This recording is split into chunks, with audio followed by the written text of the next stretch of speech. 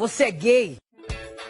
Gay, gay, gay, gay. Os homossexuais? Gay? Sou gay. Alguém sou um gay, gay, gay, muito gay. Gay, gay só pra te fazer gay. Que ele é gay. Gay, mas relacionamento gay. Purpurina! Gay, quase uma moça. Gay, gay. Você é gay? Gay, gay, gay, muito gay.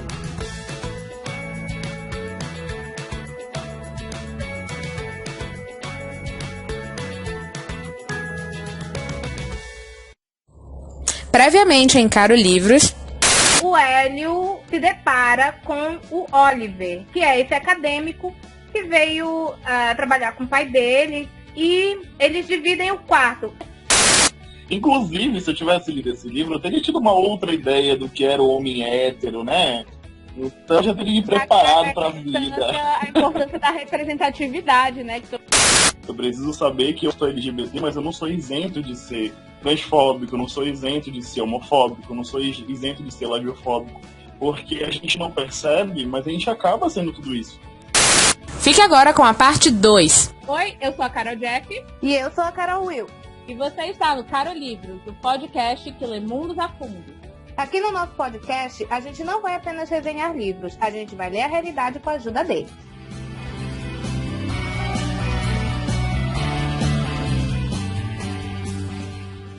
Porque é muito real na comunidade o passar essas informações, né? E passar informação sobre PrEP, passar informação sobre PrEP, passar informação sobre camisinha, sobre a importância do uso da camisinha. Então, tipo, e diferente do outro lado, né? Que acha que sexo, a pessoa só pega e vê pelo sexo anal, meu anjo. Aí tu já vê o nível de desinformação, né? E tem cara hétero que acha que a camisinha só serve como método anticoncepcional, que é pra não engravidar a namorada. E aí, eu nunca me esqueço desse print que tava rolando na época do clipe da Pablo. Eu não me lembro o nome do clipe, mas é um que no final ela puxa uma camisinha. E aí o cara tinha comentado lá, tipo, kkkk, nem é mulher, pra que tá usando uma camisinha, não vai engravidar? Aí eu, gente, a pessoa acha que a camisinha só serve pra menina não engravidar. Não pensa nas doenças sexualmente transmissíveis. O pessoal parece que passou uma borracha desse conteúdo da escola, sabe? Porque na escola a gente aprende, né, as doenças sexualmente transmissíveis. Tem uns professores que eles são terroristas, eles mostram como fica. Eles mostram a foto e aí você fica, meu Deus, socorro, nunca quero pegar um negócio desse. E você fica com medo de pegar uma doença daquela, né? E aí, não, tem que usar camisinha e tal, não sei o quê. Mas aí o cara acha que só é pra usar camisinha quando a pessoa pode engravidar. Quando é uma mulher ou então uma pessoa que tem útero. Se não for, não precisa usar camisinha. Mas, meu querido, olha... Corpo fechado, é isso. Tenho pena dessa rola, vai cair qualquer dia desse, assim, de tanta coisa que pegou. Porque, olha, não tá sem condições. E isso é uma preocupação que o Hélio e o Oliver não tiveram, porque eles tiveram a primeira relação sexual deles totalmente desprotegida. Isso em pleno anos 80, quando a gente tava tendo bunda das DSTs de modo geral. Isso também foi uma coisa que eu parei pra pensar na hora. Eu falei assim, cara... Como assim? Porque, tipo, eles não se conheciam. O Oliver tinha aquela fama de pegador. Ele já devia ter pegado meio mundo. É muita coragem do Hélio, né? Que era visivelmente menos experiente que ele, né? Ter a relação sexual com ele totalmente desprotegida. Mas eu acho também que nesses livros de romance eles nunca colocam. E eles nunca colocam porque as pessoas acham que falar em preservativo é broxante. Né, que isso estraga o clima do romance e que nada a ver, entendeu? Então eles nunca colocam. É tipo quando você lê uma graphic novel, alguma coisa, e aí tem cena de sexo e ninguém tem pelo, sabe? Ou então ninguém tem mamilo. É aquela coisa super romantizada, né? Que causa um certo prejuízo pra quem for mais jovem. E a gente que é velho, a gente sabe como funciona, mas quem é mais novo, que é virgem ainda e vai ler uma parada dessa, né? Se não tiver uma família que conversa muito, se baseia nesse tipo de conteúdo, talvez. E aí olha e fala assim, pô, olha, ele transou a primeira vez lá e não usou camisinha. Foi totalmente desprotegida a relação que eles tiveram. E pelo visto, reiteradas vezes foi desprotegida, porque eles falam, né, de todas as relações sexuais, ele é bem descrito no livro, e nenhuma é mencionado que eles usaram qualquer tipo de proteção. Na primeira, inclusive, é mencionado que o Oliver ejacula no peito, né, do Hélio. Aí eu pensei assim, fizeram o tal do coito interrompido. Não caiu nessa, né, gente? Mas tá, fizeram, pelo menos isso. Porém, é falado que não, que naquela mesma noite em que ele ejaculou no peito, ele também tinha ejaculado dentro. O Hélio fala isso. Ou seja, eles não tiveram cuidado mesmo. Tipo, foi uma coisa super, estamos aqui, vamos lá e não vamos pensar no amanhã. E se o Hélio tivesse pego uma doença, ele já tava com vergonha. Só de pensar que ele tinha dado cu, né? Só de pensar já tava dando vergonha nele. Imagina se todo mundo ia ficar sabendo. Porque ele ia ter pego uma doença e aí talvez ele acusasse a pobre da garota que ele tava namorando, tadinha. Daí ia cair em cima dela a culpa de passar a doença. Fiquei revoltada agora. E nessas cenas, assim, por causa de coisas assim, dos jovens lerem essas coisas, aí as meninas acabam ficando grávidas com a primeira relação sexual. Isso é muito comum. Porque justamente em nenhum momento se fala sobre preservativo, nada disso nessas histórias de romance. Nos filmes, né, quando o casal vai fazer sexo, não mostra ninguém falando, olha, cadê a camisinha? Onde está a camisinha? Coloque a camisinha, por favor. Ninguém fala sobre isso nas cenas românticas. Mostra o casal começando a tirar a roupa, aí depois eles deitados na cama com as mãozinhas assim, né, juntas, e depois, fim. Ninguém mostra isso. Aí, se você não tem uma educação sexual adequada, você vai achar que não precisa. E aí, se você é uma garota e ficou com um garoto, né? Você vai ficar grávida. Aí, e tem umas que não só ficam grávidas, como pegam doença também. Ai, gente, é uma situação, olha, complicada. Mas é importante, a gente tem que conscientizar autores, se estiverem escutando a gente, por favor, nas cenas de sexo, coloquem que as pessoas estão usando camisinha, que estão se precavendo, enfim, não só contra a gravidez, tá bom? DST tá aí. Como é que é? O golpe tá aí, cai quem quer? Então, as DSTs estão tá aí. Pega quem não se protege, pra ir fazer uma paráfrase da situação. E aí, gente, eu queria falar com vocês um negócio que tem tudo a ver com o livro. Que a gente até já tinha comentado, né, Will? De que nesse livro o protagonista é bissexual, porém todo mundo usa esse livro como uma referência de romance homossexual, como se o protagonista fosse gay. Sobre essa invisibilização, né, da bissexualidade, né, do protagonismo bissexual. O que vocês pensam sobre isso? Porque eu só parei pra prestar atenção nisso, que ele era bissexual, quando a Will me falou. Porque na minha cabeça, eu tava lendo um romance gay. E eu só pensava em todo mundo, são dois homens gays, é muito legal, é muito fofo, você vê o relacionamento crescendo. Só que realmente a gente tende a invisibilizar, né, os bissexuais, como se eles não existissem, ou como se eles fossem pessoas indecisas, pessoas que ainda não tomaram, né, que não sabem o que querem e tal. E aí eu fiquei pensando depois, e pior que no caso do Hélio, no livro fica muito explícito que ele é bissexual, porque ele até gosta de imaginar o Oliver, né, com mulheres. Ele fala que isso não incomodava ele, que quando ele viu o Oliver flertando lá com as garotas, ele até gostava de imaginar como é que seria lá, e isso pra ele era tipo, dava uma tesão nele, porque ele nem sabia dizer quem é que estava ele, se era o Oliver, se era a menina, ou se era os dois juntos ali. E aí, pois olha, nessa cena eu fiquei hot, porque ele tava descrevendo o Big T, né? Ele tava descrevendo o tesão, como é que você sente o tesão? E aí ele fala do corpo do Oliver, fala do corpo da menina. Aí primeiro ele imagina um, depois ele imagina o outro, depois ele imagina os dois. Aí os três juntos. Aí eu, gente, que coisa. Ai, credo, que delícia. Mas assim, eu fiquei, gente, eu gostei muito dessa descrição, desse pensamento do Hélio, né? Dele mostrando a bissexualidade dele lá. E aí eu acho que se você ler com cuidado, você consegue entender como é que funciona essa questão da bissexualidade, né? Mas, lógico que não é todo mundo ao mesmo tempo nesse surubão lá de Noronha, não, tá, gente? Não é isso. Mas o modo como ele sente atração sexual pelos dois, as duas formas para ele, as duas formas de corpo, o jeito, enfim, tudo para ele atrai.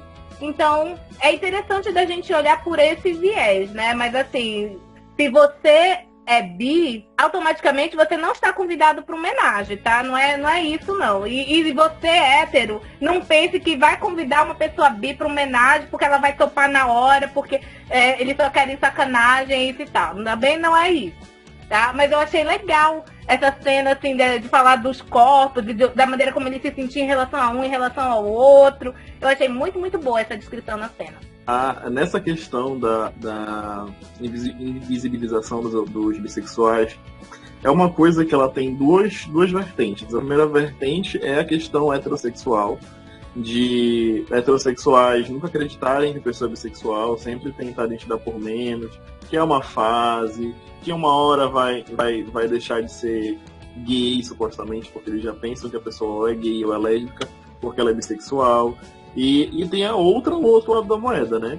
Que é a invisibilização na própria comunidade LGBT. Porque dentro da comunidade, o cara bissexual, ele é visto como o gay enrustido. Ele não se assume como gay e ele simplesmente está vivendo uma fase de bissexual. Então o bissexual ele tem duas lutas em um só momento, que é uma luta interna da comunidade e uma luta externa para a sociedade. Porque todo mundo tenta desvalorizar o bissexual, todo mundo tenta desvalorizar que existe essa sexualidade. Então são lutas que entram em alternância ao mesmo tempo. Então, além da invisibilização, com a invisibilização tem essas duas vertentes e que elas são muito sérias, assim, porque a luta da comunidade ela é tão pesada e tão forte quanto fora da comunidade. Porque, infelizmente, ainda tem muita gente que não tem consciência do que fala, que não tem consciência de coletivo, de comunidade em si, e acaba invisibilizando essas pessoas. E não só na bissexualidade que isso acontece, né? Houve também, durante muito tempo, a invisibilização das lésbicas também. Porque, antigamente, tu via que o movimento era GLS, né? Uma coisa de louco isso. Mas, enfim, o início da sigla era GLS. Então a sigla G na frente da sigla L. E na maioria das vezes a sigla L ela era invisibilizada. Lésbicas estão sendo invisibilizadas há muito tempo. Um caso muito, muito importante agora recentemente foi a questão da saída do armário do governador do Rio Grande do Sul, né? Eduardo Leite. Que ele saiu do armário, aí, primeiro governador homossexual, várias manchetes, várias notícias. E enquanto tem uma governadora lésbica no Rio Grande do Norte de esquerda maravilhosa, que está fazendo um trabalho impecável no estado dela, e que ninguém lembrou. Ninguém lembrou de falar, ninguém lembrou de entrevistar, ninguém lembrou de potencializar ela. Então a invisibilização ela acontece não só na vez dos bissexuais, mas também nas lésbicas, né? Então é um problema dos dois, e que os bissexuais têm uma luta muito grande para conseguir enfrentar esses dois eixos ao mesmo tempo, né? Vamos tratar disso também, inclusive, no livro, né? Porque deveria ser uma leitura bissexual, deveria ser uma vertente bissexual. Mas houve mais uma vez a invisibilização e estamos vendo como uma literatura gay. Na verdade, não é bem assim, né? Não, é só um adendo. É que a menina do canal Valer um Livro do YouTube, eu esqueci o nome da youtuber. Gente, eu tenho problema com nomes. Agora eu percebo, assim, eu não sei o nome do ator, eu não sei... Eu vou esquecendo.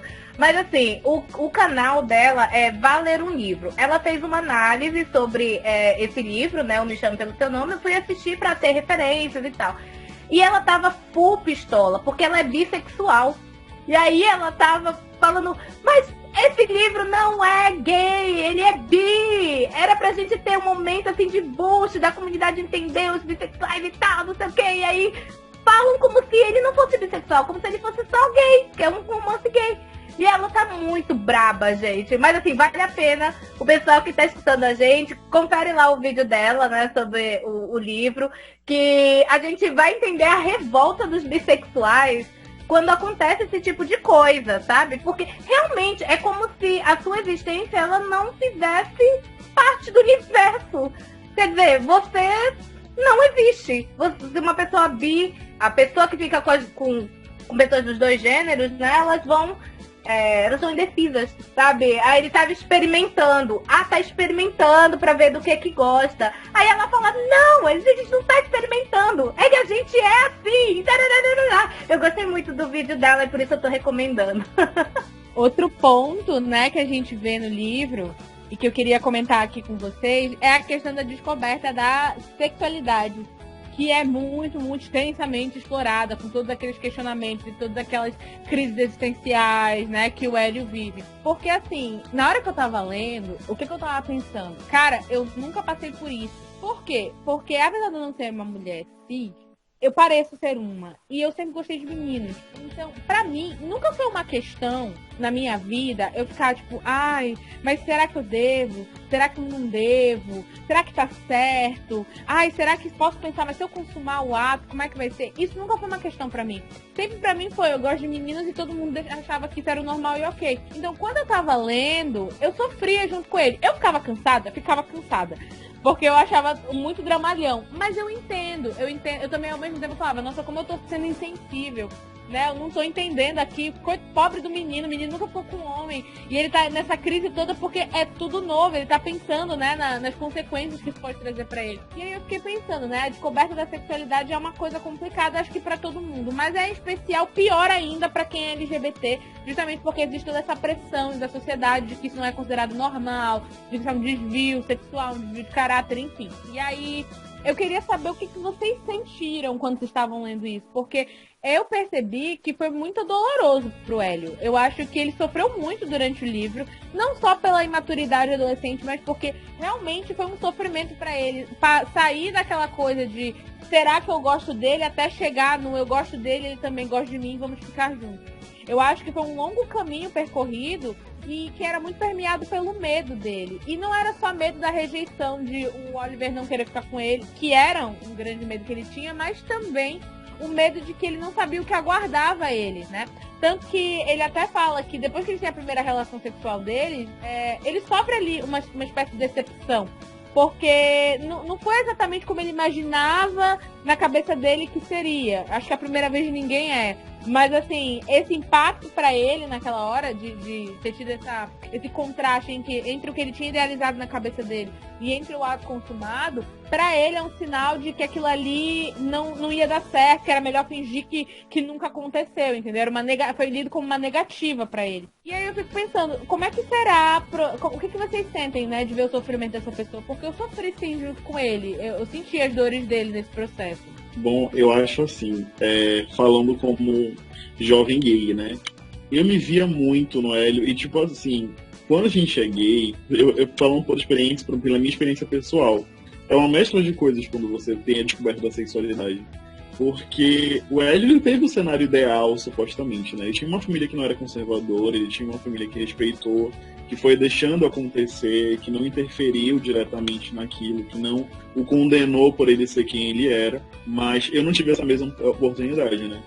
Então, eu tinha muito medo de falar pra minha família que eu era gay.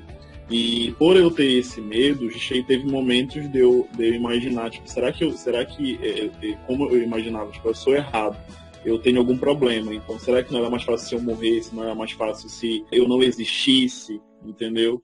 Então, tipo, eu tive esse momento na minha fase de descoberta da minha sexualidade.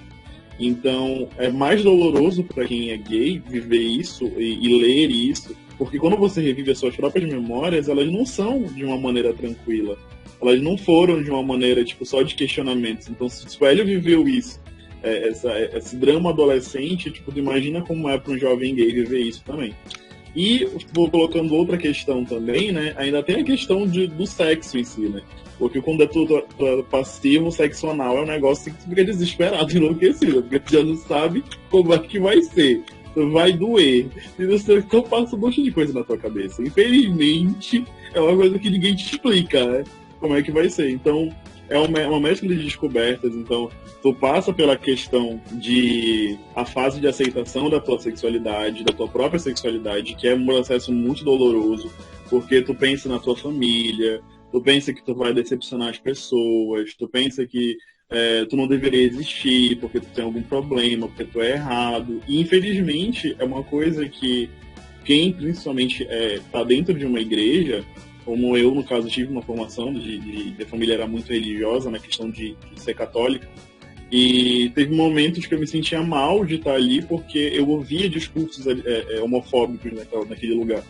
Então chegou um momento que eu disse, não quero ir, não gosto de ir. Minha mãe começou a estranhar porque eu não gostava de ir, na verdade era porque eu estava já descobrindo que eu era um jovem gay. E então, isso me tocou de uma forma muito grande, porque, tipo, o Hélio viveu isso de uma maneira muito mais livre do que eu tive a oportunidade de viver. E eu espero passar isso para outras pessoas também. E hoje em dia eu tenho orgulho de ter amigos que deixam os filhos viverem livremente a sexualidade deles, que deixam os filhos explicam como é de lidar com naturalidade um beijo gay. Então, tipo, eu tenho diversos amigos que têm filhos e, tipo, é super natural estar com meu marido no mesmo ambiente, de tocar na mão, de dar um beijo e ser natural. E não me sentir que tô fazendo coisa errada, né? Mas olha o processo que a gente teve que passar para chegar até aqui. Eu vivi isso, tipo, a minha descoberta da sexualidade de 2000 e tanto pra cá. Então, imagina como era naquela época, sabe? Tipo, a pessoa que nasceu antes, então, devia ser um processo ainda mais doloroso, porque, tipo, às vezes tu não podia nem expor isso pra sociedade. Tu ia viver aquilo, tu ia experienciar aquilo, e depois tu ia ter que esconder aquilo tudo num potinho e fingir que isso não existiu. Aí tu tinha duas opções: ou tu vivia uma vida de fachada, ou tu simplesmente passava o resto da vida infeliz sozinho. Porque as pessoas nunca vão poder te ver com outra pessoa, nunca vão poder te ver com a pessoa que tu ama.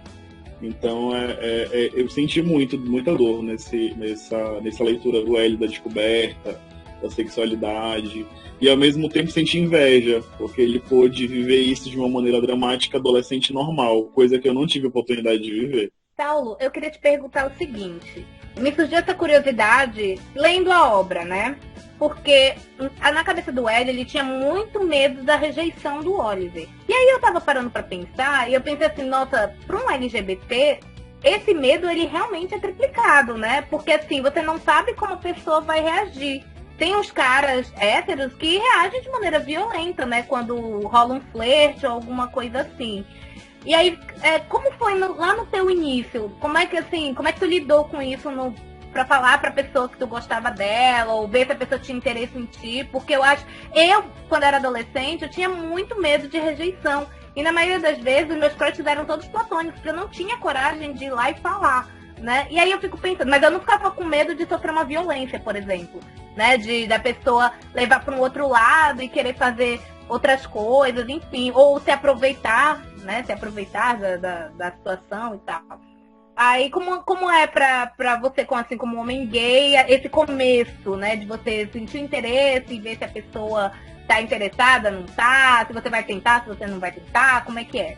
Olha, nessa questão, eu fui muito leigo durante muito tempo, porque a primeira vez que eu tive, a primeira pessoa que eu falei sobre a minha sexualidade foi um amigo da escola, ele era um dos melhores amigos na época, e naquele primeiro momento eu já tive uma recusa, em que ele falou, ele não aceitava o fato de eu ser gay. Então, ele não deixou de ser meu amigo, ele simplesmente foi claro comigo, falou que ele não ia ser amigo de um homem gay, ele não ia ser amigo de um cara gay. Então, tipo assim, quando eu tive esse primeiro momento, que era a pessoa que eu mais confiava e que eu falei, eu me abri para justamente eu me sentir melhor e sair da concha, eu me fechei mais ainda na concha e não quis experimentar de forma alguma.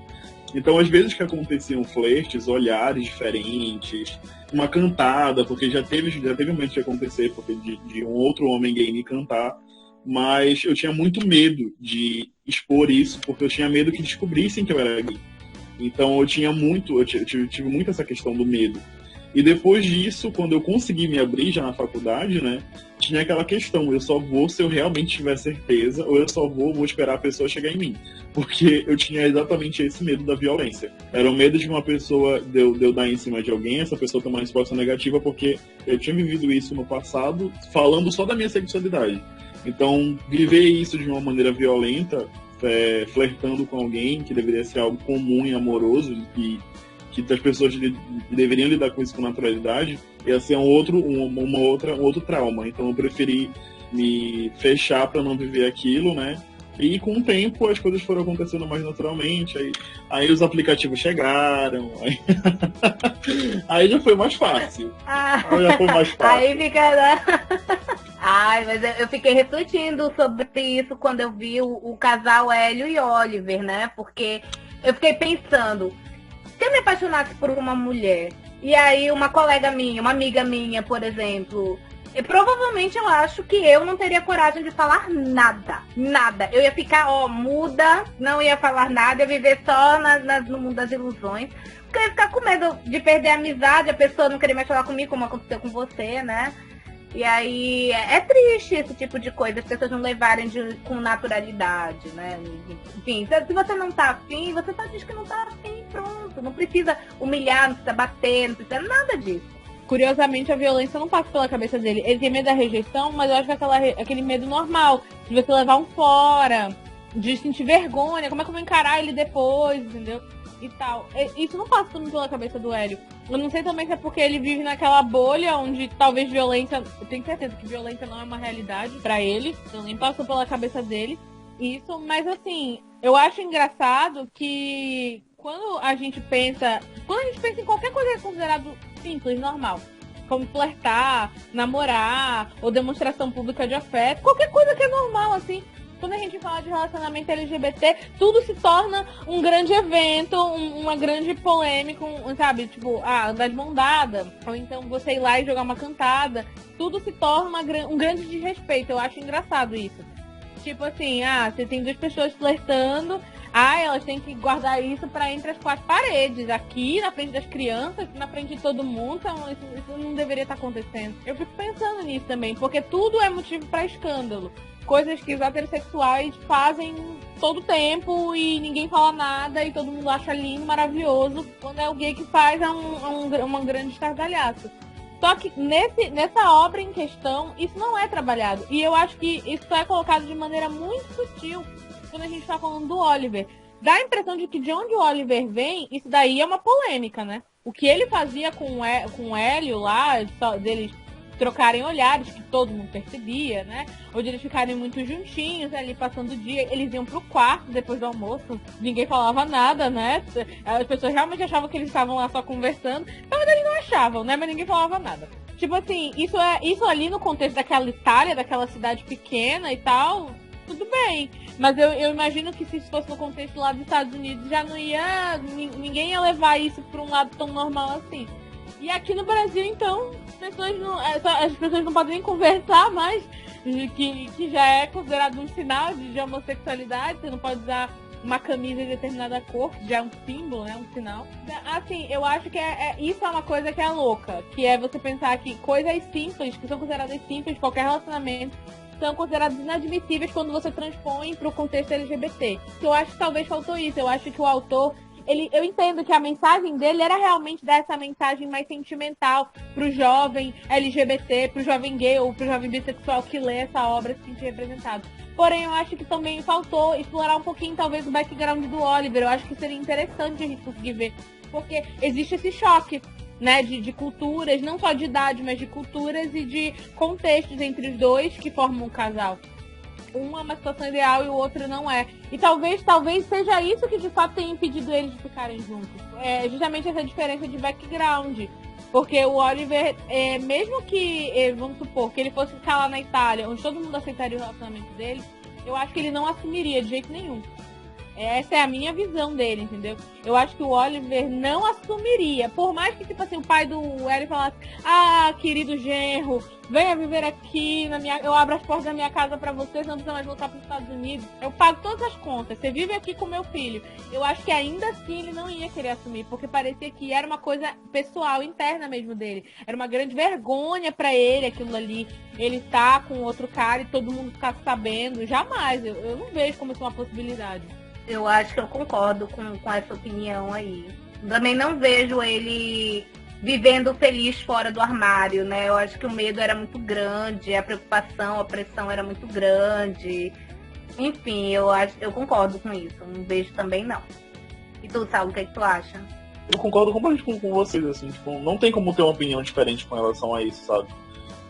Deveria ter esse background. Porque, como eu falei pra vocês, tipo, é legal de se ler, é gostoso de se ler. Porque a gente imagina essa história de uma maneira meio utópica. Porque quando tu vai trazer pra realidade, se tu vai vamos colocar a vivência da maioria. A vivência da maioria não é essa. A vivência da maioria tá longe de ser essa, sabe? Tipo, não tem nem traços do que seria a realidade aí, nesse sentido, sabe? Então, é gostoso de ler porque a gente se imagina vivendo aquilo ali. Deveria ser o certo, sabe? Deveria, quem sabe um dia um adolescente LGBT vai ler esse livro daqui a alguns 100 anos, vai ler esse livro e simplesmente ele vai conseguir dizer, eu vivi isso, sabe? Eu tô vivendo isso, sabe? Porque do jeito que as coisas estão andando, do jeito que a gente tem essa política genocida, homofóbica que a gente tá vivendo desde 2018, né? Na verdade a gente tá vivendo um pouco antes disso, mas a gente conta desde 2018, que foi quando começou esse governo. Então, a gente imagina que as coisas se atrasaram mais, a gente não sabe quando é que elas têm prazo para evoluir, né? E quando a gente tenta manter a coisa mais aberta, eu percebo que o pessoal critica muito, dizendo que você está influenciando. Você está influenciando a sexualidade alheia. Aqui na minha casa, a gente faz tudo, assim, a sexualidade dos nossos filhos, né, meu marido, a gente vê como uma coisa natural e a gente ama e eles podem ser o que eles quiserem, sabe? Aí a gente tenta tirar essas ideias de que coisas são de menino, coisas são de menina. A gente vai estar tentando, né, fazer pessoas melhores pro mundo. Mas aí quando as outras pessoas da sociedade veem isso, eles vêm e ficam preocupados e dizem assim pra mim, mas tu não tem medo mesmo que o teu filho seja gay? Tu não tem medo mesmo que a sua filha seja lésbica? Aí eu falo, não, gente, eu não tenho medo disso. Eu tenho medo que eles sofram violência por causa da homofobia. E isso sim, isso é uma preocupação. Mas assim, o fato deles se relacionarem com as pessoas e amarem, não vejo problema nenhum. Mas aí eu sempre escuto esse tipo de coisa, que eu tô influenciando os meus filhos a serem lésbicas, gays e tal, não sei o quê. Quando a gente levanta a questão da possibilidade de ser trans, né? Porque assim, eu tenho um menino e uma menina agora, a gente não sabe, né, como é que vai desenvolver, porque eles são muito crianças ainda. A pessoa ficou, ai meu Deus, mas tu não pode deixar esse tipo de coisa acontecer. Ai, porque é um absurdo. Ai, porque não sei o quê. E aí, eu tento blindar as crianças desse tipo de comentário. Porque aqui a gente normaliza. Aqui a gente, né, tenta mostrar pra eles que tá tudo bem. E o importante é o amor e que não tem problema essas questões. Mas aí vem o pessoal no ouvido, sabe? E é um saco isso. É um saco. Me deixa, que nem diz a minha filha diz isso. Ela fala, quando alguém tá enchendo muito saco dela, ela fala, ai, me deixa.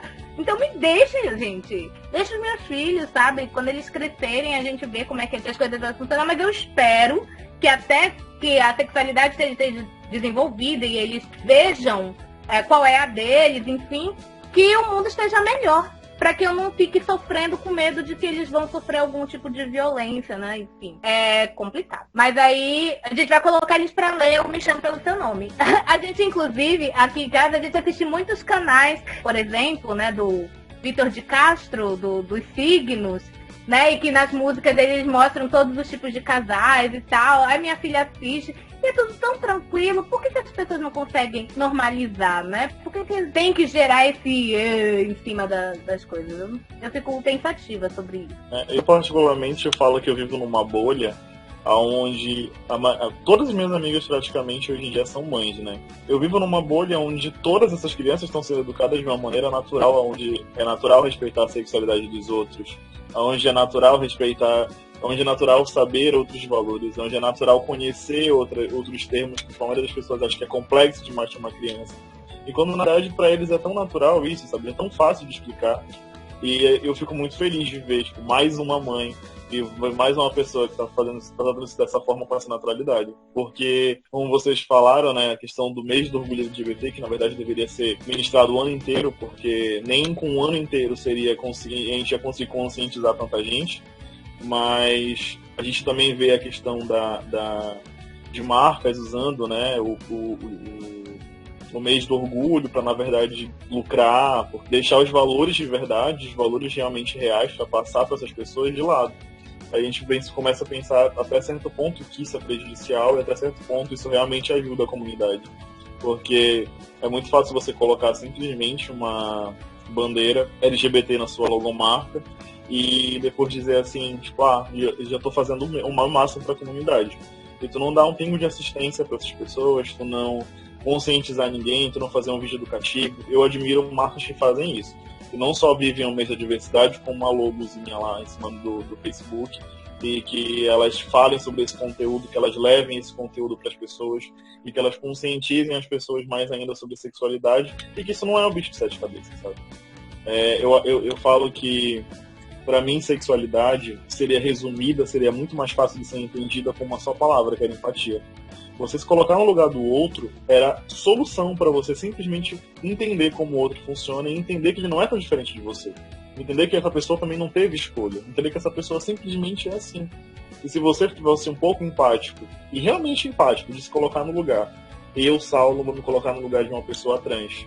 O que essa pessoa vai viver? O que essa pessoa está passando? Então, isso não, ela não vai escolher ficar assim, ela não vai escolher viver isso. Eu, Saulo, um homem hétero, cis, vou me colocar no lugar de um homem gay. Ele não vai querer viver isso, ele não vai querer sofrer homofobia, ele não vai querer precisar sair do armário, porque ainda tem essa questão de que gays precisam sair do armário. Tipo, é uma ideia louca, porque deveria ser uma coisa que ninguém tem nada a ver com a sexualidade de ninguém, sabe? Sexualidade nenhuma deveria ser exposta pra ninguém. Era simplesmente uma coisa pessoal. Simplesmente a pessoa tá vivendo aquilo. Mas não, você precisa, porque é uma questão política, é uma questão que salva vidas, você expor que você é gay. Salva vidas você expor a sua história. Salva vidas e conscientiza pessoas, sabe? Tipo, hoje em dia, eu tenho orgulho das pessoas que estão no meu meio, delas serem mais conscientes com relação a várias coisas. Eu tinha amigos da minha própria comunidade, do lésbicas, gays, que não tinham consciência de quanto eram preconceituosos, até eu levar pequenos questionamentos, sabe? Tipo, mas já paraste a pensar que foste condicionado a achar que homem é assim, mulher é desse jeito? Já paraste a pensar que o binarismo foi uma coisa que nasceu na tua ideologia? Então, se tu não conseguiu parar pra pensar nisso, então começa a pensar, tipo, são pequenos questionamentos que tu faz no dia a dia, pequenos questionamentos que tu vai pesquisando e tu diz assim, realmente não é tão diferente do que eu imaginava. Realmente foi uma coisa que foi moldada pra mim, não que eu realmente acreditava. Porque tu só pode questionar algo, tu só pode indagar algo se tu realmente viver aquilo ali, se tu realmente for mais profundo naquilo ali, e não só simplesmente reproduzir coisas que foram implantadas no teu nascimento, que foram implantadas na sociedade no decorrer da tua vida. E é o comum, é o usual, tu ter uma série de conceitos que foram implantados em ti. Eu tinha, como eu falei pra vocês mais cedo, eu tinha muito isso. Eu hoje em dia faço da minha voz palco para outras siglas, porque eu tinha essa consciência. Eu era uma pessoa que tinha conceitos bifóbicos, como eu falei mais cedo, nessa questão da bissexualidade, né? Que eu já fui bifóbico, já falei, não vou me relacionar com um homem bi, porque ele vai me trair com uma mulher, eu não vou aceitar ser traído com uma mulher. Então, tipo, olha a cabeça da pessoa, lá, tipo, em 2012, a pessoa pensando que não ia suportar se o homem traísse, mas se o outro homem tá tudo bem. Mas se fosse outra mulher, Deus o livre, sabe? Tipo, uma coisa na cabeça que tu fica, não, gente, pelo amor de Deus. E hoje em dia eu olho pra trás e falo, nossa, que vergonha alheia de como eu pensava. Ainda bem que eu evoluí, ainda bem que eu cresci. E são pequenas coisas que tu vai crescendo, e tipo, e é aquela coisa, eu pensava na minha mente que, tipo, não, eu faço parte da comunidade LGBTQIA+, então eu simplesmente tô isento de ser preconceituoso, tô isento de ser cancelado, tô isento de fazer um monte de coisa. E eu sei que muita gente vai pensar da mesma forma, então é importante conscientizar, você não tá livre de não é porque você assinou a carteirinha lá de LGBT que você simplesmente vai deixar de pesquisar, vai deixar de se desconstruir. O processo de desconstrução, ele é diário. As pessoas precisam entender que todo dia você se desconstrói um pouco. Todo dia você aprende uma coisa nova, todo dia você cresce um pouquinho, e isso ajuda não só você, mas outras pessoas também que estão ao seu redor, que vão também aprender com isso. É por essas e outras que você está falando tudo isso, que eu não concordo que o Me Chame Pelo Seu Nome é um livro close certo. Eu sei que tem gente que é fã, muito emocionado sobre esse livro. Me desculpe, tá? Essa é a minha opinião. No outro episódio, a gente falou do Bom Crioulo, e a Will falou que ela se sentiu desconfortável, que ela acha que no final a mensagem do livro, apesar de falar de um casal homossexual e tal, é uma mensagem conservadora, uma mensagem que meio que cria, reforça um estereótipo negativo.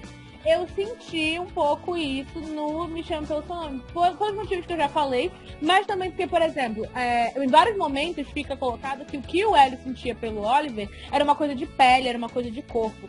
Eu acho que isso reforça aquela história de que o gay é promíscuo, que o gay só pensa em sexo, como se o relacionamento LGBT, ele não fosse pautado em coisas como amor, afeição, esse tipo de coisa que é normal, entendeu? Não, o relacionamento gira em torno de sexo, é putaria. E várias vezes isso é muito batido, isso é muito trabalhado no Hélio, sabe? Aí tu leva em consideração, tá, mas ele é um adolescente é tudo inteiro, né? Que o adolescente vê erotismo em qualquer coisa. Tudo bem, mas tipo, eu não gosto porque parece que reforça essa história, entendeu?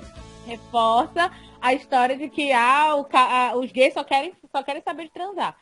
E aí eu senti esse close errado. Aliado ao close errado dele falar que bissexual consegue ficar com 2 pessoas ao mesmo tempo obrigatoriamente. Aliado ao fato de que eu acho o Oliver, apesar de que isso é discutível porque ele não é muito trabalhado, mas assim, eu acho que o Oliver, eu sinto que existe aquela homofobia, por tudo que a gente já falou, implícita nele, ele é aquele gay que não se aceita. Tudo isso junto, pra mim, não me parece uma obra close certo. Tudo bem, né? Nem todo livro tem a obrigação de militar. Eu entendo isso, sabe? E respeito. Eu acho que a gente também tem que mostrar os problemas, né? A gente também tem que mostrar, olha, a realidade não onde todo mundo vive bem o tempo todo. Eu acho que isso é importante. Porém, eu acho que no final, a mensagem final, quando você vê os dois não tendo a oportunidade de ficarem juntos, um vivendo uma vida que eu considero que é uma vida de fachada, me pareceu que ele só reforçou, na verdade, digamos assim, a odisseia da tragédia gay, sabe? Se você é gay, você vai ser condicionado pelo sexo, você vai querer transar com todo mundo, só que no final você não vai poder construir nada em cima disso. Você vai ter que voltar para uma vida tradicional e nessa sim você vai poder construir alguma coisa. Eu não gostei dessa mensagem, principalmente se a gente tá falando que é uma história voltada para o público jovem. Eu acho que talvez para um público mais maduro, ok, mas se for realmente foi a intenção dele atingir um público jovem, eu não achei a mensagem legal. Eu achei a história bem construída, mas eu acho assim que talvez se era para ele reforçar que esses problemas eles são corriqueiros, talvez trabalhar melhor a complexidade do personagem do Oliver, né? Mostrar que o que eu falei, a questão do background.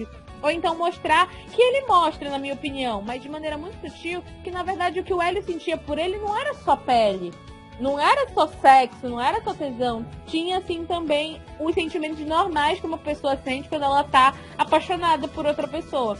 Eu não gostei dessa coisa dele limitar. E o próprio Hélio fala, assim, em algum momento, o que eu queria dele era só sexo, então eu vou testar aqui se é só isso que eu queria. Eu acho que fica claro, como isso marcou os dois, tipo, até eles ficarem velhos, fica claro que não foi só sexo, né? Que teve algo a mais. Do contrário, eles não iam lembrar 20 anos depois, né, de terem ficado juntos. Isso teria passado, eles teriam cada um seguido sua vida e tido outras experiências e tal, entendeu? Só que assim, eu acho que fica tudo muito sutil. Aí eu não sei se eu tô lendo pelo viés errado, porque eu fiquei pensando também, vai ver o autor bateu tanto nessa tecla, justamente porque ele queria pisar na cara dos conservadores, porque não pode ter uma cena nem de beijo que o pessoal já tá pirando. Então eu vou colocar aqui, carregar essa obra de cena de sexo, que é pra esfregar na cara de vocês todos, vocês vão ter que ler, vocês vão ter que saber como é que é.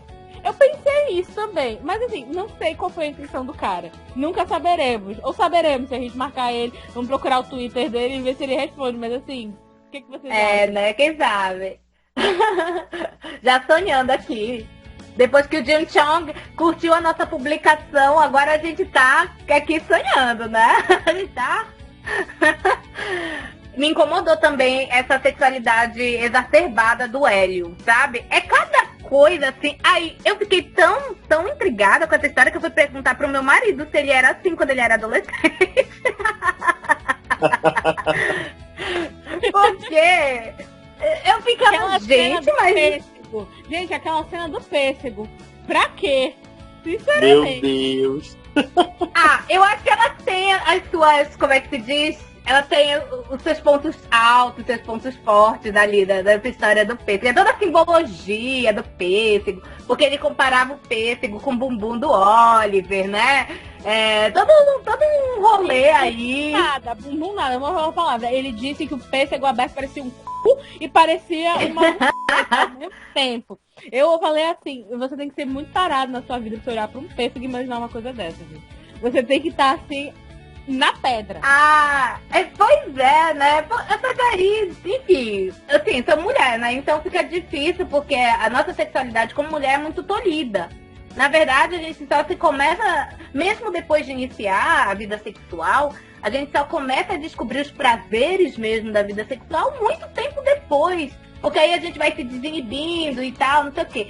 Só que os caras, eu não sei se é diferente, né? O Saulo pode falar melhor, ele pode dizer melhor que eu sobre essa questão. Você já usou um pêssego? Já usou um pêssego? Com toda certeza não usei um pêssego, nunca imaginei essa sexualização nas frutas. Mas em questão de sexualidade, com toda certeza, mano. Homens gays, então, é uma galera hipersexual. E eu falo isso sobre, tipo, pelo meu meio de amigos, né? A maioria é bem... já teve muitas experiências, tem um livro inteiro pra contar de experiência sexual aí. E começou cedo, hein? Começou bem cedo. Eu sou, é o mesmo nome. Eu sou exceção porque eu comecei tarde e não tive tantas experiências assim. Tipo, eu tive 2 relacionamentos só e entre outros relacionamentos que não foram sérios, né? Então eu não sou o melhor parâmetro, mas se eu pegar qualquer um dos meus amigos, não, eu tenho plena certeza que eles estão piores do que o Hélio. Eles foram 10 vezes pior. O Hélio foi fichado. Mas o homem hétero também é. É isso que eu não gosto. Porque se a gente for colocar promiscuidade na mesa, todo mundo é. Do hétero ao homossexual, todo mundo é. O brasileiro é movido a putaria. Porque no Brasil é putaria pra todo lado. É bunda, é peito pra todo canto que você olha. Então, assim, se for pra gente começar a julgar, né, as pessoas, porque tal sexualidade é a sexualidade da promiscuidade. Não vai sobrar ninguém. Todo mundo é promíscuo, porque... Mas com certeza, exatamente. E eu acho assim, tipo, não acho que seja uma coisa da sexualidade em si. No meu caso, né, eu imagino que seja uma questão de homem em si, porque o homem é mais incentivado a viver a sexualidade dele. Então, tipo, desde cedo... antigamente, eu não passei por isso, graças a Deus, eu não tive essa experiência traumatizante. Mas a maioria da geração dos meus tios, meu avô levou pra ter a primeira experiência sexual. Então, tipo, desde muito cedo. Então, para o homem ser homem, ele tinha que ir lá, ele tinha que começar a vida sexual e era incentivado e tudo mais, enquanto a mulher tinha que ser incentivada a se preparar para o marido e ficar virgem até o casamento. Minhas tias tiveram essa dualidade. Elas viveram isso enquanto os irmãos estavam na vida aí desde cedo bebendo, desde cedo saindo, desde cedo tendo experiência sexual, e elas simplesmente não podiam porque os pais tolhiam, tinham que fugir, tinham que se rebelar, entendeu? Eu não sou tão velha assim, apesar de que eu já me considero, né? Eu sou balzaquiana, tá, gente? Passei dos 30.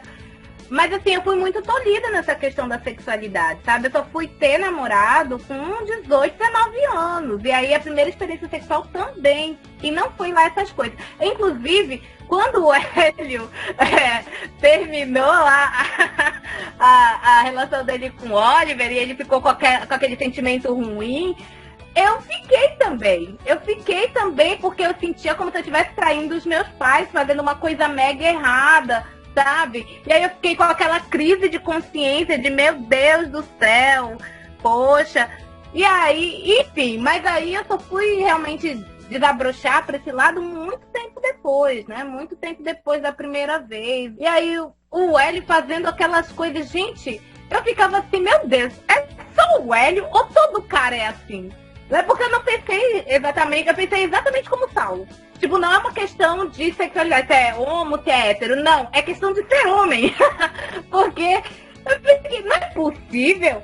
O cara, só de pensar, ele já tava lá todo, sabe? Gente, comigo não funcionou assim, não. Era muito, eu achei muito, até meio higiênica essa cena.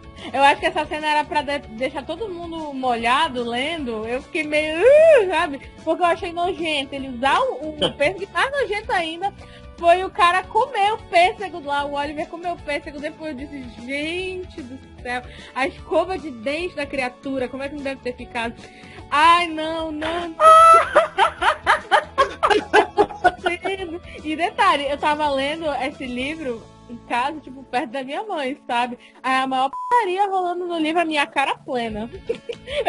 Minha cara séria, sabe? Eu lendo. Ai, meu Deus, eu não vou saber lidar com essa informação.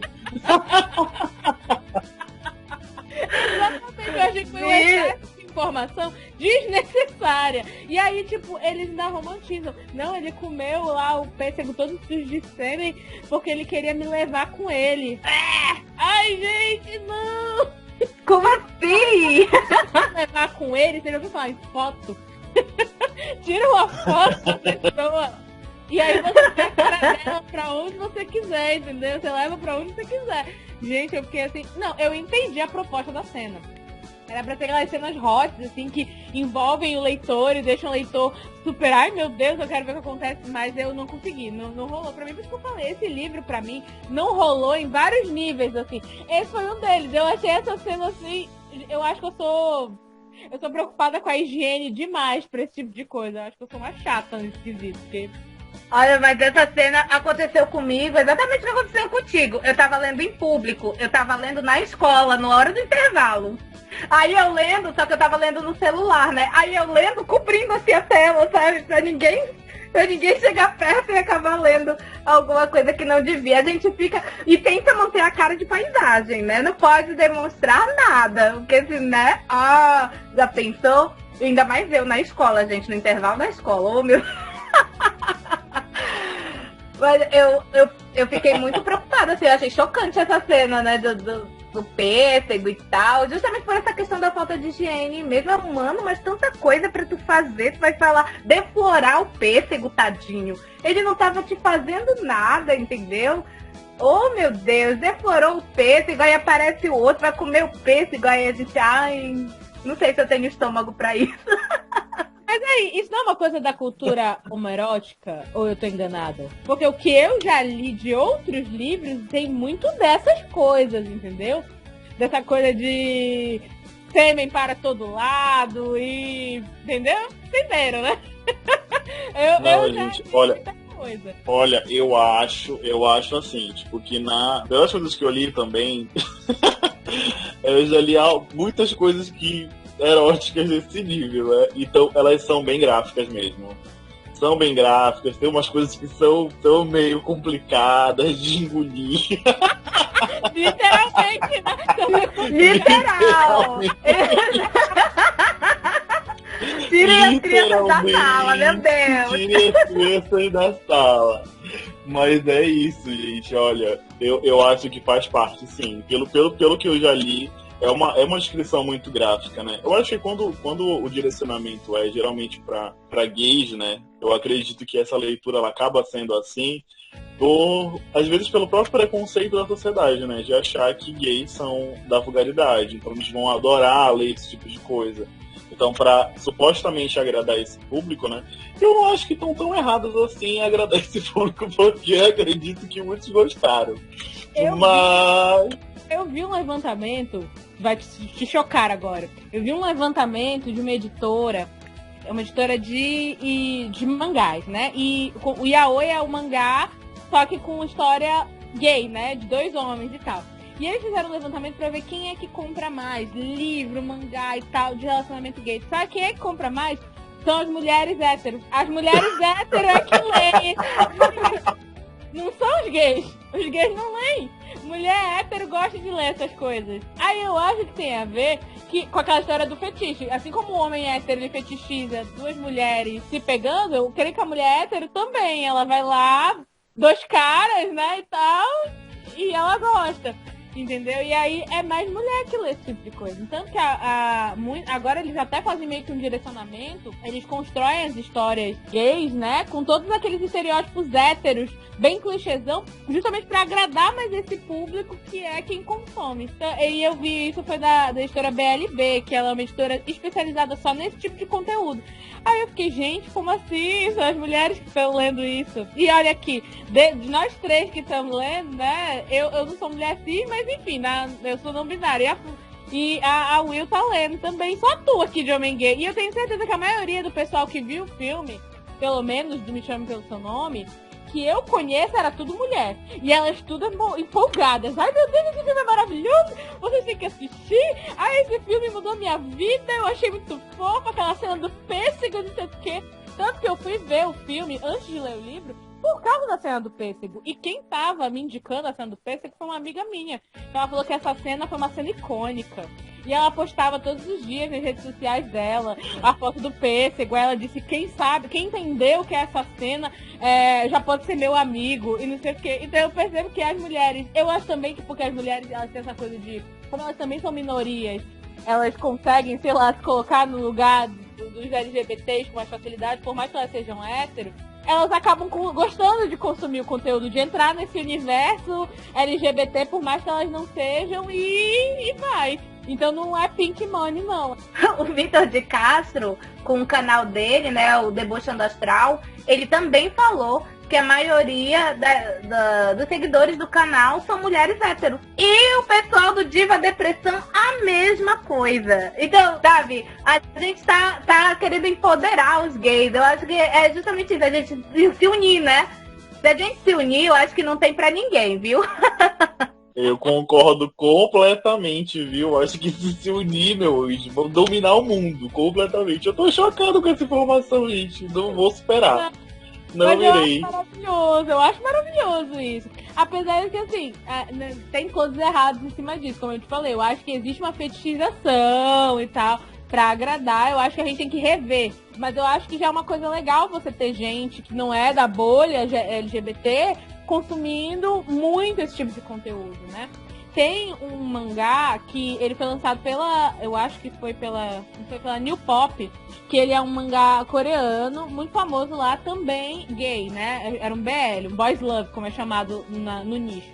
E aí, a New Pop foi a primeira editora que trouxe e fez a tradução para português aqui pro Brasil. Em menos de 24 horas, tinha esgotado todas as edições. Em menos de 24 horas após o lançamento. Eles colocavam lá, né, o nome da galera que tava comprando. Ah, obrigada por comprar. E era só mulher, só menina comprando. Tinha um homem comprando as edições. Então, assim, eu acho que talvez seja por esse lado da empatia, tem um lado do fetiche, mas eu acho que, querendo ou não, acho que as mulheres, elas são mais impelidas a consumir esse tipo de conteúdo. E acho que também, como são histórias de amor, a mulher, tudo bem ela consumir história de amor. Isso é considerado uma coisa de mulher.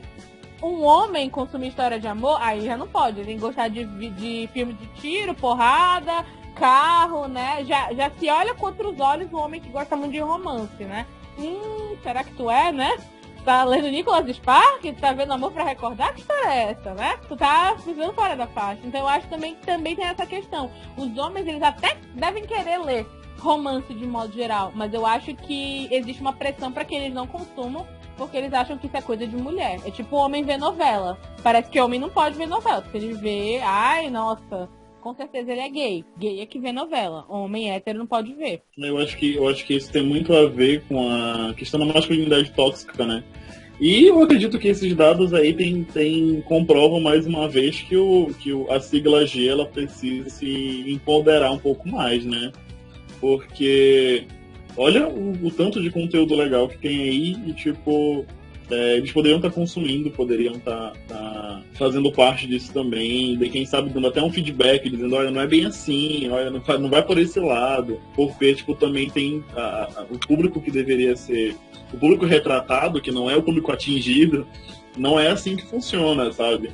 Então, eu acho que seria interessante ver isso, mas eu acho que, como tu falaste dessa questão da masculinidade tóxica, não acho que seja uma questão de gênero, uma questão de homens.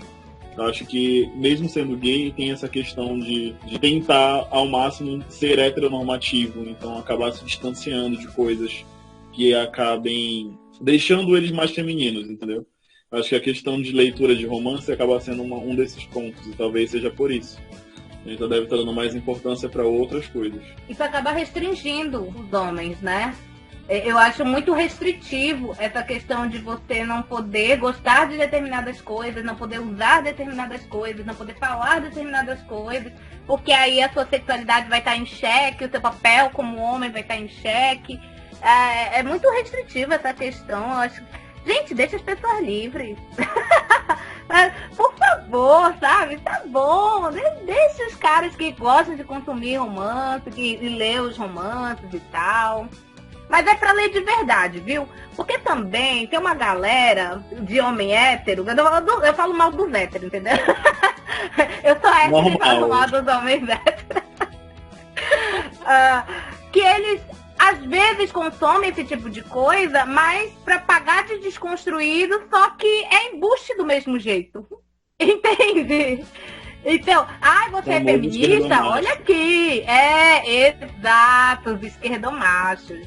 Aí a gente acaba se enganando, a gente é ludibriada. Tá errado, gente. Se é pra você gostar, tem que gostar de verdade. Não é pra ficar aí pagando de desconstruído e depois, né, a gente só levar na cara. Não pode, tá? Então, enfim.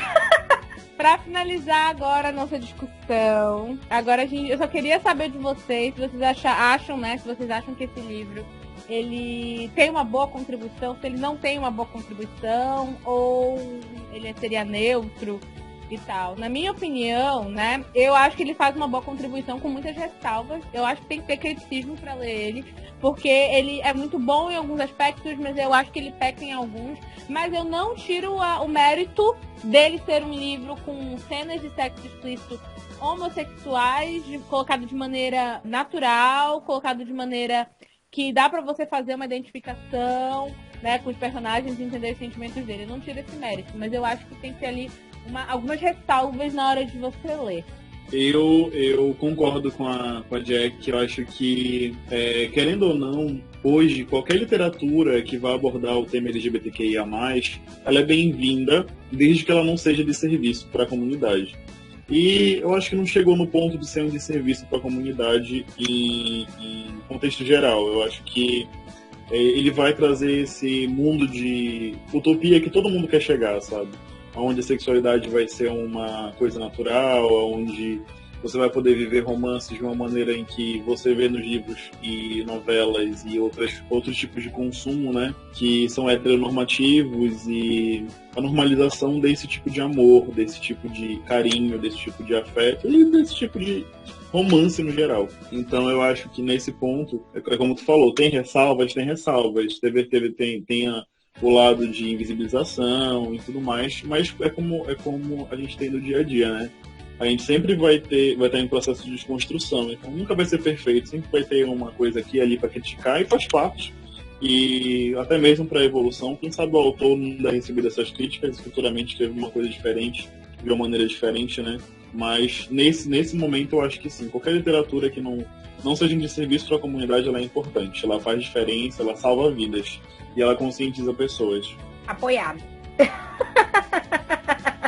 O que ele disse, né? É o que eu queria dizer. É exatamente o que eu queria dizer. Mas é exatamente isso, assim. O livro, como eu falei, né? Eu dei o exemplo do meu marido, mas eu acredito que atingiu muitas pessoas, né? Principalmente depois que vira filme, porque infelizmente a gente consome mais cinema, né? Filmes e séries, do que a gente consome livros, tá? E aqui no Brasil, as pessoas que consomem livros, assim, é muito pouco, sabe? Canais de besterol ou de coisas engraçadas no YouTube, por exemplo, tem milhões de seguidores e muita gente que consome, mas os canais de literatura, eles ficam ali esquecidinhos, né? Quando bate a meta de 500 mil inscritos é uma vitória, né? Então, assim, menos de 1 milhão. Mas as pessoas que fazem esse tipo de conteúdo ficam muito felizes e tal. Então, o consumo de livros, ele acaba ficando esquecido. Mas a obra em si, tanto o livro quanto o filme, eles são importantes porque atingiu um grande público. Muitas pessoas que, assim, não estavam ainda desconstruídas, né? Estavam naquele meio termo, refletindo e tal, com a história, conseguiu repensar e ver de uma outra forma, normalizando a situação. E aquele final do filme, né? Mas porque no livro continua, mas aquele discurso do pai do Hélio, gente, aquele momento é tocante. Eu devo confessar que eu chorei. O Saulo já percebeu que eu sou emotiva, né? Eu sou emotiva, eu começo a chorar. E aí eu li ele falando as coisas pro Hélio. E eu achei super importante. E colocaram essa cena de uma maneira muito bonita no filme. né? Ela teve um destaque ali no final. É importante que a gente bata nessa tecla, né? Principalmente quando a gente sabe que muitos adolescentes, eles são expulsos de casa, ficam em situação de rua, porque os pais não aceitam a sexualidade. Aí, enfim, né? E ver o Hélio sendo aceito, né? Isso pode abrir margem para que os futuros papais e mamães, ou pessoal que já é pai e mãe de crianças, possam, né, pensar sobre isso, né? Como isso vai afetar os filhos e, enfim. Eu acho que é muito, muito importante. Eu falei no começo que pra mim era um divisor de águas, né? Muita gente que eu conheço mesmo passou a ver os casais LGBT de uma outra maneira depois que assistiram ao filme. E a questão do sexo, enfim, das cenas de sexo, eu acho que só gerou o pum. Eu não vi ninguém falando, ai, não, porque é um absurdo, não sei o quê. Pelo menos na minha bolha, né? Eu não sei nas outras bolhas, mas na minha bolha não houve esse problema com as cenas de sexo e tal. E, por incrível que pareça, eu achei que teve mais com 50 tons de cinza do que em relação ao Me Chame Pelo Seu Nome. O 50 Tons causou mais um oba-oba, por causa das cenas de sexo e tarará, tarará. Muito preconceito em cima da história, que não é ruim, viu, gente? Não é maravilhoso, mas também não é ruim. Eu li o primeiro livro, ainda vou ler os próximos. Já leu, Saulo? 50 Tons? Já li todos os livros, meu amigo. Adorei, uma delícia. Senhor Grey. Senhor Grey. Inclusive, eu acho que esse tipo de livro também mostra mais possibilidades para as mulheres de explorar a sexualidade delas. Assim, eu falo como mulher hétero, né? Porque aquelas cenas hot do Me Chame Pelo Seu Nome, eu falei. Eu ficava meio tipo, ai, gente, as cenas legais, eu também achei. Então, leva a gente pra querer explorar também, né? Vamos ser felizes e tal. E isso acontece com 50 Tons de Cinza também. E são livros que sofrem muito preconceito. Gente, mas isso não houve com... Não, olha, eu comecei a fazer, né, algumas coisas sexualmente depois que eu comecei a consumir conteúdo LGBT. Tinha umas coisas que eu li e falava, uau, ai, gostei disso, como será que é e tal. E comecei a fazer. Então não dá pra dizer que isso não teve impacto na minha vida, porque teve sim, que abre teus olhos, né? Tu fica tipo assim, nossa, eu não teria imaginado isso sozinha. Como é que será que é? O personagem parece que gostou. Vou tentar. Então, eu acho também que esse tipo de conteúdo que fala abertamente de sexo também é legal. Pra qualquer nível, assim, pra qualquer tipo de relacionamento, sexualidade, enfim. É legal a gente também normalizar o sexo, porque também é um tabu, né? E existe muito preconceito em cima da literatura erótica. As pessoas acham que a literatura que pesa muito a mão nessas cenas mais de sexo e tal, ela tem menos valor do que as outras. O que eu acho que não, eu tenho certeza, não acho, que não é verdade, porque Me Chame Pelo Seu Nome é um livro maravilhoso, que é extremamente pessoal, é intimista, que tem um valor muito bom, como qualquer outro livro de relato adolescente, como A Marca de uma Lágrima, do Pedro Bandeira, por exemplo, tem. Mas que você tem a sexualidade sendo colocada ali de maneira aberta. Eu acho que é legal você poder falar de sexo, porque não só normalizar os relacionamentos LGBTs, mas normalizar falar de sexo na adolescência, o que eu acho que é uma coisa que a gente ainda precisa, né? A gente ainda tem muito essa coisa de vamos esconder, vamos fingir que os adolescentes não transam e não vamos dar informação, pra lá na frente ele tornar um adulto que acha que AIDS só dá pra pegar pelo cu. E o que eu acho engraçado é porque a gente é uma hipocrisia do caralho, né? Tipo assim, se fala de sexo o tempo todo. O tempo todo. Na rodinha de amigo, de amiga. A gente tá sempre falando de sexo, mas ninguém quer falar disso a sério. Ou ninguém quer ver aquilo de uma maneira artística, por exemplo. E eu fico... Mas por quê? Por quê, gente? Aí estigmatiza os livros hot, os filmes que tem uma pegada mais quente e tal, não sei o quê. Mas fica compartilhando fotos de pessoas aleatórias no WhatsApp, né? De bundas que nem tem rostos. Às vezes é só bunda, literalmente, né? Aí, enfim. E no Brasil, carnaval, todo mundo assim, seminu, tá tudo de boa. Mas se você vê as pessoas se beijando, ou então um casal falando sobre a própria sexualidade, eu já acho estranho. Ai, por que precisa falar sobre isso? Ai, mas por que não precisa... Mas, gente, não dá pra entender, entendeu? Cadê como é que é? Eu não digo meteoro, mas a nave-mãe tá precisando dar uma passada por aqui pra recolher algumas amostras aí que não deu certo. Pra estudar. Precisa. Gente, antes da gente terminar, eu dei uma pergunta pra vocês. Por que vocês acham que o Oliver pede pra o Hélio chamar ele pelo nome dele? Eu fiquei pensando nisso. Eu fiquei, cara, não entendi. Porque eu não sei se é porque tinha a ver com aquela ideia de somos um só. E a gente já se perdeu tanto um no outro que não dá mais pra gente saber onde eu começo e onde você termina. Mas eu fiquei assim, por que será que ele pediu isso? Porque ele pede lá no calor do momento, né? Quando o negócio tá bom. Eu acho que é uma questão de você se ver refletido na pessoa que você ama. Fui por esse lado. E também pelo que tu falou. Tipo assim, um no outro. Porque se você parar pra pensar, o ato sexual é exatamente isso. É um no outro. Olha só. E aí, quando eu fiquei... A primeira vez que eu fui pensar, refletir sobre essa questão, né? Sobre, nossa, ele tá dentro de mim. Tipo assim, no ato sexual, né? Que coisa estranha. Ai, mas é tão bom, mas é estranho. Mas é bom, mas é estranho.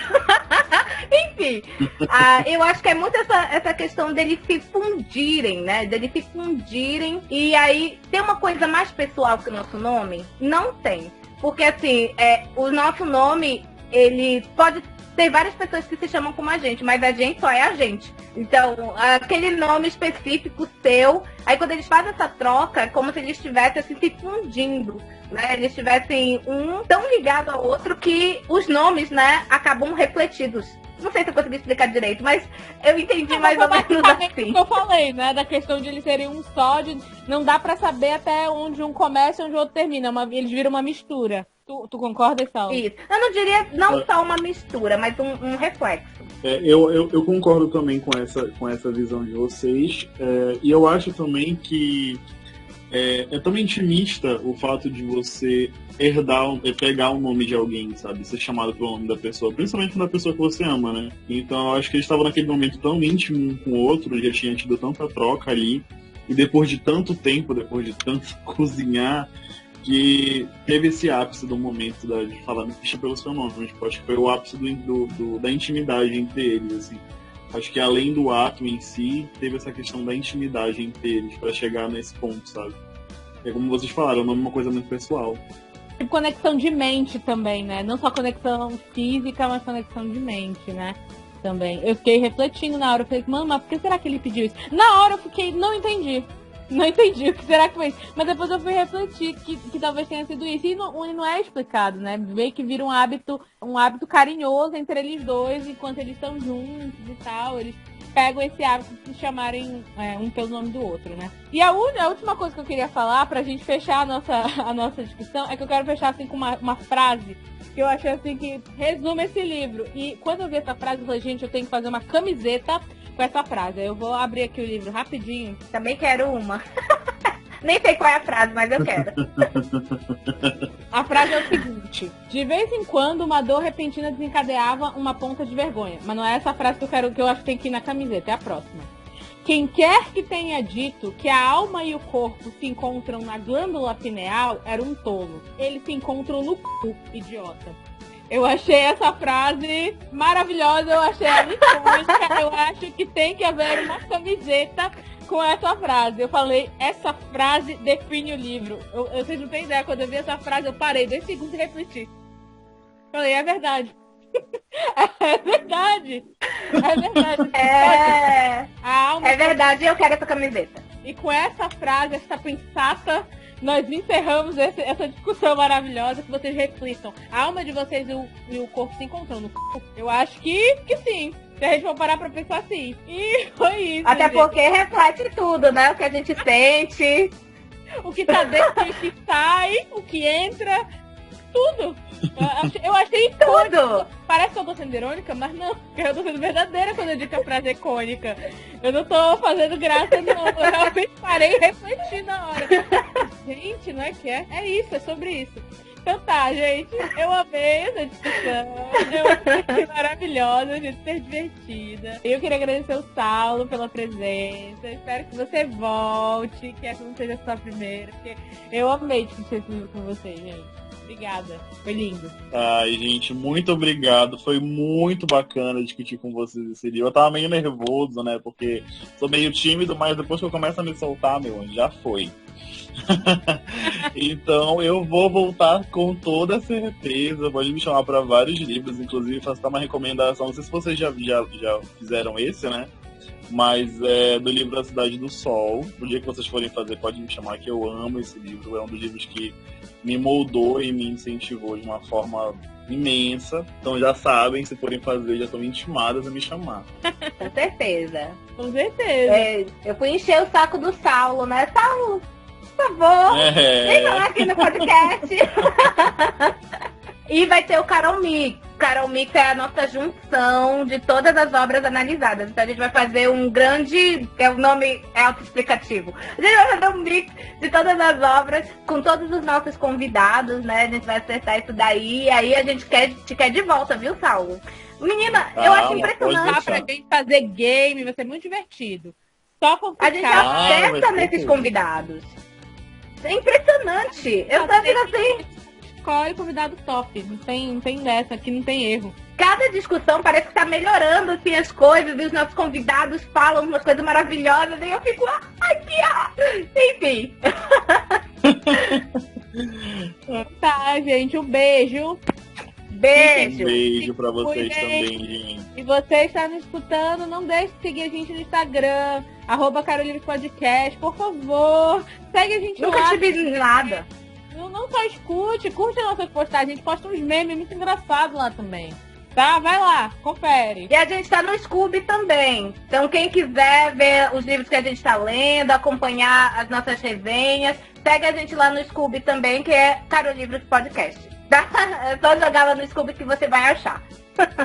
Então tá, gente. Beijo. Beijo. Tchau. Oi, gente, eu sou a Carol Jack e eu tô passando pra lembrar vocês de seguirem a gente no Instagram, @carolivrespodcast. Gay, muito gay.